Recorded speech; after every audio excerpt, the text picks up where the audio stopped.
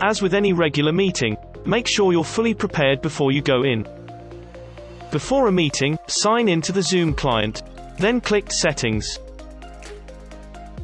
Click on the Audio tab. To test your speaker, click Test Speaker to play a test tone. If you can't hear it, select a different speaker from the menu, or adjust the volume. Make sure they'll be able to hear you by testing your microphone.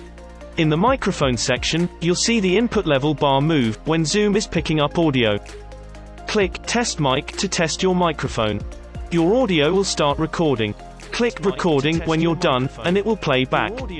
You can select another microphone from the menu, or adjust the input level. Tick Automatically Adjust Microphone Settings if you want Zoom to adjust the input level automatically.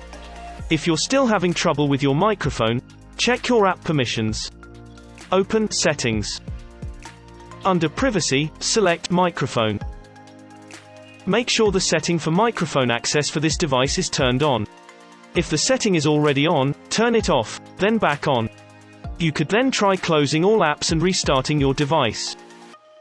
Happy Zooming!